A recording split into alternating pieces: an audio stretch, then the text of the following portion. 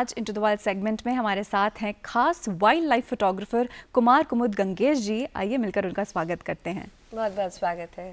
Thank you. सबसे पहले तो मैं दूरदर्शन को धन्यवाद देना चाहूँगा। आप सभी को बहुत बहुत धन्यवाद जो मुझे ये अवसर प्राप्त हुआ।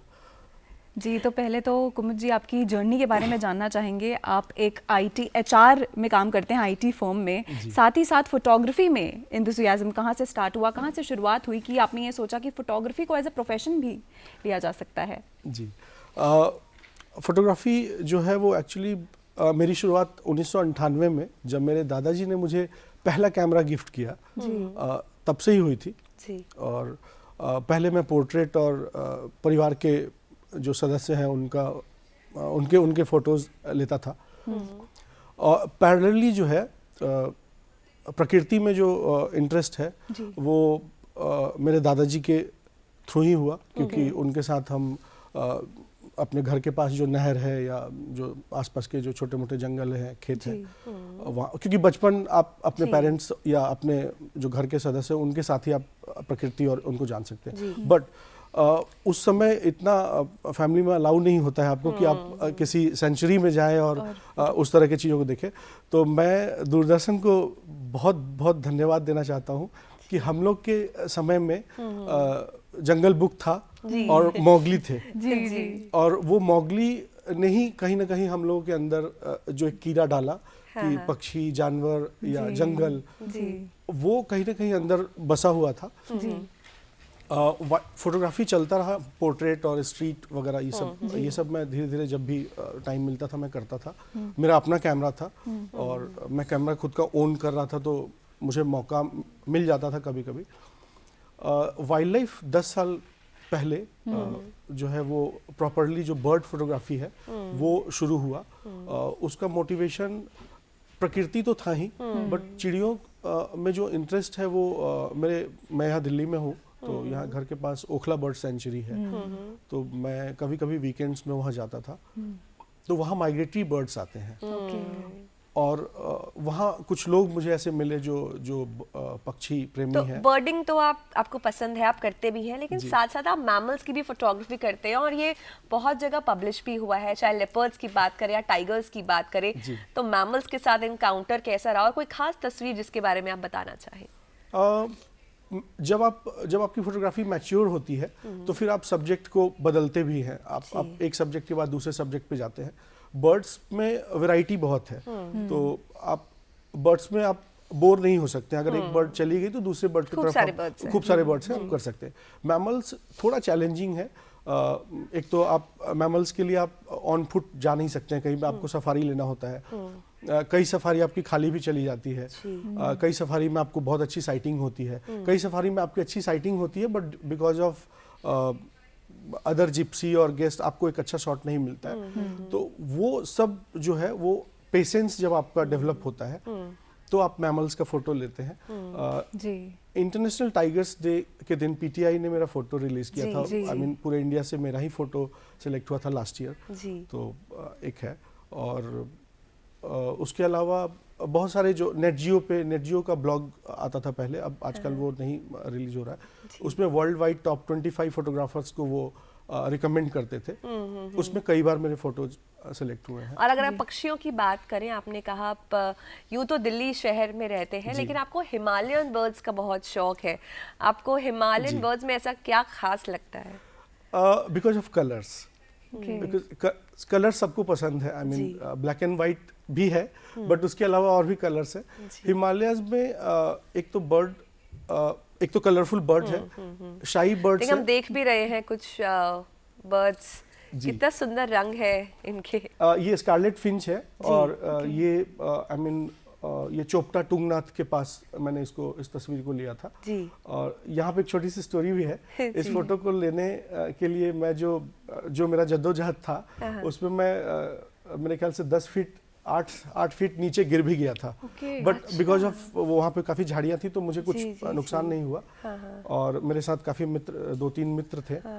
तो और इसकी कलर की वजह से तस्वीर के पीछे कितनी जद्दोजहद लगती है। जी, अगर आप पहाड़ों में थोड़ा सा भी आपका कंसंट्रेशन नहीं है, फोकस नहीं है, तो होता क्या कि जब आपको सब्जेक्ट दिख जाता है और बीइंग ए फोटोग्राफर आप सब्जेक्ट के आसपास हो तो अलग एक्साइटमेंट होता है। एक और तस्वीर हम देख रहे थे कि काफी रेयर बर्ड, और ये उत्तराखंड का स्टेट बर्ड भी है, और ये बड़ी मुश्किल से दिखता है। जी, ये बहुत शाई है। ये हिमालयन मोनल है, और पीछे जो आपको दिख रहा है वो पूरा बर्फ है। अच्छा, और वो आइस पे मतलब ये बड़ा ड्रीम शॉट होता है जो बर्ड फोटोग्राफर है उनके लिए। जी। तो मुझे ये मौका मिला 2018 में कि मैं इसको शूट कर पाऊँ। और इसके पीछे भी कोई छोटी सी कहानी?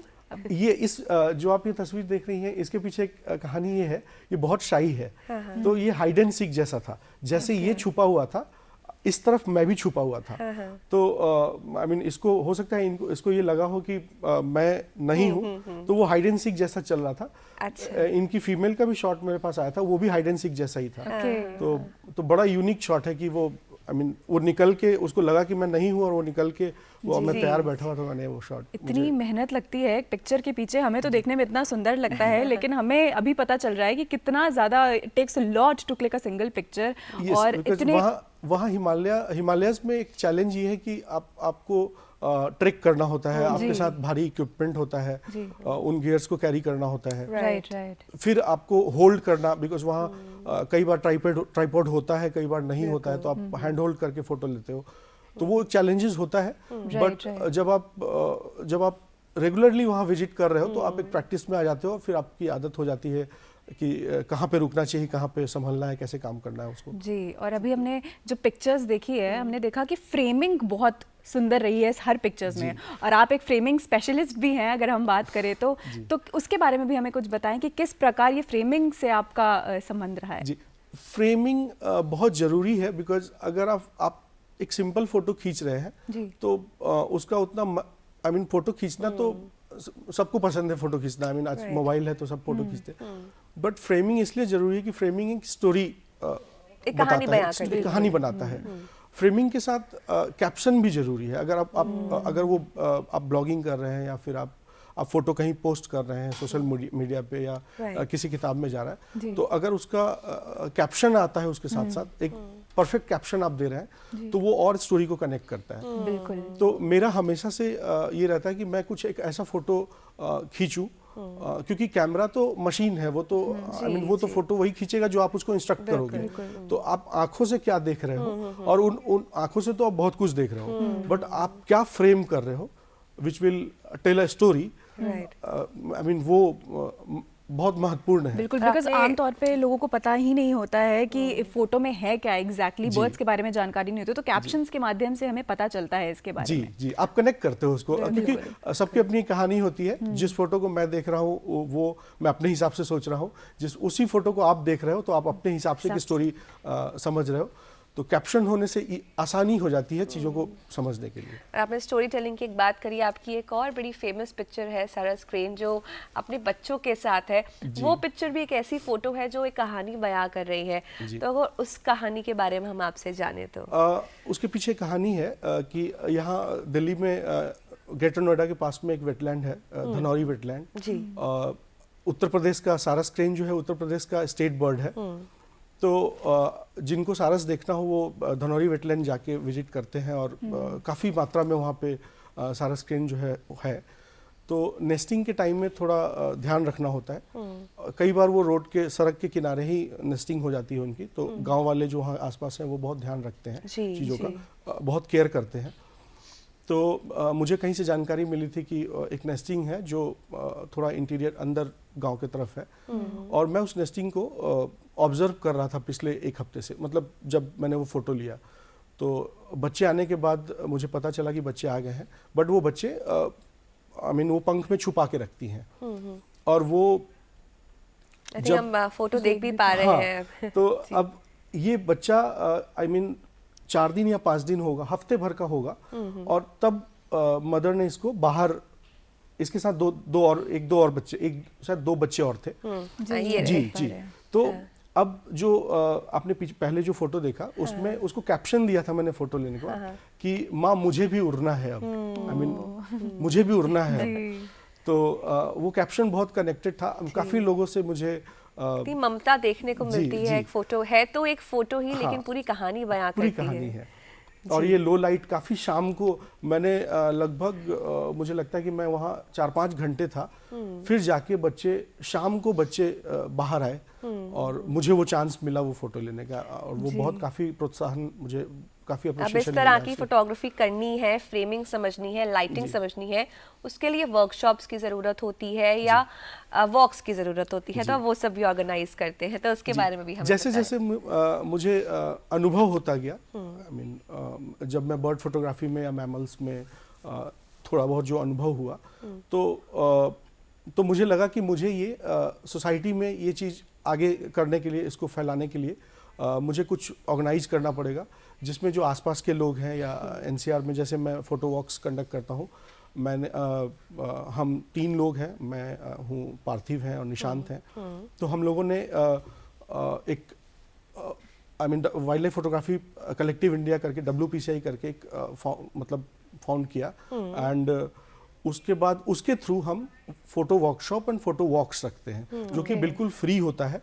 हर वर्ग के लोग, हर उम्र के लोग, कोई भी आ सकता है, आई मीन कोई भी आ सकता है। हम वो सोशल मीडिया के माध्यम से अनाउंस करते हैं वॉक्स को, जब जिस महीने में जब मेरा पर्सनल कोई टूर नहीं होता है, तो उस वीकेंड में हम जरूर एक वॉक रखते हैं, 1 या 2 वॉक, और लोग आते हैं। 6 साल की उम्र से 75 के उम्र के लोग भी फोटोग्राफी कर रहे हैं मेरे साथ, मेरे वर्कशॉप को अटेंड करते हैं, मेरे फोटो वॉक को अटेंड करते हैं। और ये सब आप निस्वार्थ भाव से करते हैं? निस्वार्थ भाव से करते हैं, बिल्कुल निस्वार्थ भाव से करते हैं। ये just for society awareness, I mean हर सबका अपना एक योगदान है सोसाइटी में, तो मैं समझता हूँ कि मेरा योगदान इस तरह से ही है कि मैं लोगों में बर्डिंग और आई मीन फोटोग्राफी के साथ प्रकृति में भी अवेयरनेस लोगों के प्रति। जी बिल्कुल, और ऐसी फोटोज खींचने के लिए इक्विपमेंट्स सही तरीके की भी ज़रूरत होती है, कुछ सर्टेन लेंसेज की ज़रूरत होती है, तो किस प्रकार के कैमरास और लेंसेज यूज़ होते हैं ऐसी फोटोग्राफी में? बेसिकली इसमें टेलीफोटो और जूम लेंसेज की ज़रूरत होती है। बहुत चैलेंजिंग है, एक साधारण परिवार से आके और आप कैमरे की बात करते हैं घर में और बड़े लेंसेज की बात करते हैं, तो इतनी आसानी से कोई घर में, परिवार में या फिर आपके जो लोग हैं वो मानते नहीं हैं। बट शुरुआत की चैलेंजेस होती है, सबकी होती है, क्योंकि कैमरा अभी भारत में इतना ज़्यादा ये नहीं है कि इसको इतने नॉर्मल नज़र से देखा जाए साधारण परिवार में। तो इक्विपमेंट्स का सपोर्ट मिलता है, काफ़ी सारे आप रेंट कर सकते हो, आप खरीद सकते हो, और फिर उस हिसाब से हर फ्रेम के लिए अलग अलग लेंसेज हैं। आप उन लेंसेज का, जब वर्कशॉप में लोग आते हैं या फोटो वॉक्स पे आते हैं, तो हम उनको ये गाइड करते हैं कि इस तरह के फोटोज़ के लिए कौन सा सही लेंस होगा, कौन सा सही कैमरा होगा, और फिर आप उसके माध्यम से आप अपने तस्वीरों को लेते हैं। तो एक तो इक्विपमेंट्स हो गई, दूसरी ये चीज़ भी जानना बेहद महत्वपूर्ण है कि कौन सा पक्षी कहाँ पे कब दिखेगा, तो इसकी भी हमें ज़रा टाइमलाइन समझाइए। जी, ये पूरा का पूरा ऑब्जर्वेशन है आपका। 3 तरह के हैं, आई मीन जो 3 तरह का कैटेगरी है, लोग अपने अपने हिसाब से बहुत सारे कैटेगरी बना के रखे होंगे। एक तो माइग्रेटरी बर्ड्स है, वो माइग्रेट करती है, तो नॉर्मल माइग्रेशन में आप भारत के अंदर भी माइग्रेशन होता है इंटरनल, जैसे एक इंडियन पिट्टा है नवरंग, तो वो साउथ से इस तरफ नॉर्थ के तरफ गर्मियों में आके नेस्टिंग करती है। कुछ माइग्रेटरी बाहर से भी होती हैं, कुछ शॉर्ट ईयर्ड आउल है या कुछ और जो डक्स हैं जितने भी, वो बाहर के देशों से सर्दियों में यहाँ माइग्रेट करती है, बिकॉज वहाँ पूरा आइसलैंड हो जाता है, तो हाँ यहाँ खाने की पूर्ति होती है उनको, और ये ऑटोमेटिकली एक GPS सिस्टम है उनका, तो ये सारा ऑब्जर्वेशन आपको करना होता है। ये जब आप फील्ड में होते हो ऑन फुट, आप जब हर सेंचुरी को या आसपास के जंगल को या जिस शहर में आप जिस जंगल को आप ऑब्जर्व कर रहे हैं, वो ऑब्जर्वेशन से आपको पता चल जाता है कि इनका ये माइग्रेशन टाइम है। कई बर्ड्स का नेस्टिंग एरिया अलग होता है और नॉर्मल रहने का एरिया अलग होता है, वो आप अनुभव से ही उसको प्राप्त कर सकते हैं। अभी हम देख रहे हैं कि वेटलैंड कंजर्वेशन एक बहुत बड़ा इशू बन चुका है, तो फील्ड में जब आप जाते हैं तो क्या चेंजेस देखते हैं आप? देखिए, कंजर्वेशन बहुत बड़ा एरिया है, काफ़ी लोग, काफ़ी NGOs पे काम कर रहे हैं।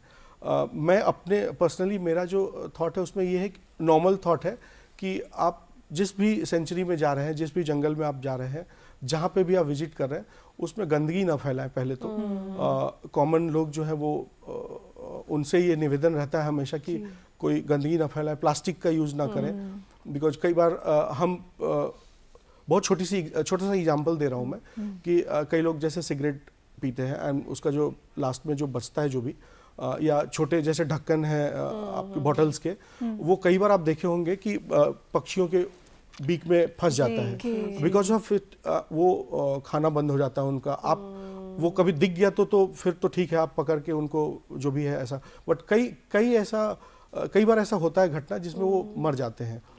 तो इन तरह की चीज़ों को मैं अवेयर कराता हूँ लोगों को कि ये सब चीजें नहीं होनी चाहिए। बेसिक चीजें हैं जो बेसिक आप साफ सफाई का ध्यान हम अपने एंड से बेसिक से ही शुरुआत होती है। बेसिक ही कर ले उतना ही जी उतना ही जो एक सामान्य मनुष्य का जो रिस्पॉन्सिबिलिटी है वो यही है कि आप छोटे मोटे जो आप जितना कम वहाँ पे आई मीन जी। और पक्षियों के बाद जाते जाते एक अंतिम प्रश्न, लेपर्ड्स के साथ भी आपका इनकाउंटर हुआ है, तो उसके बारे में भी हमें कुछ बताएं। देखिए इसके पहले मैं एक चीज बताना चाहूँगा। जब मैं सेंचुरीज में घूम रहा था, मुझे जब जानकारी हो गई थी कि मैमल्स में क्या कैटेगरी है और क्या है, तो मुझे कई बार सुनने में आया नेशनल पार्क्स में कि ये जो बाघ को देख के लोग शेर बोलते हैं उसको। I mean people are not able to understand कि what is tiger, what is lion, what is leopard and what is cheetah. चारों अपने भारत में है और तो सब अलग अलग है। लेपर्ड बहुत सुंदर होता है। बाघ के पीछे तो फोटोग्राफर्स हैं, मैं भी हूँ, बाघ के पीछे मैं भी पढ़ता हूँ, मुझे भी मेरा भी इंटरेस्ट है, बट मुझे लेपर्ड बहुत पसंद है। तो राजाजी नेशनल पार्क है जहाँ आप आसानी से लेपर्ड देख सकते हैं। उनके कलर्स जो वाइब्रेंट कलर है वो आपको दिखेंगे। झलाना है जयपुर में, वहाँ पे भी आपको देखने को मिलेगा। तो लेपर्ड्स जनरली हेड ऑन जो शॉट होता है, जो सामने से चल के आना, बहुत शाई होती है वो। कैट फैमिली में वो बहुत शाई, हम देख भी पा रहे हैं काफी सारे लेपर्ड्स के शॉट यहाँ पे। जी, तो ये सब राजाजी नेशनल पार्क से वहाँ पे आसानी से आप लेपर्ड देख सकते हैं। और वहाँ के लेपर्ड थोड़े कम शाई हैं, तो आपको मौका मिल जाता है अच्छे शॉट्स लेने का। बट वीकेंड्स में भीड़ की वजह से थोड़ा फिर वो तो हम लोग अपना टाइम एडजस्ट करते हैं कि कब जाना चाहिए और कब कैसे इसको फोटो को लेना चाहिए। जी चलिए, बहुत बहुत धन्यवाद आज हमारे साथ जुड़ने के लिए और अपनी इतनी सुंदर रंग भरी यात्रा हमारे साथ साझा करने के लिए। Thank you so much. बहुत बहुत धन्यवाद आपका। Thank you.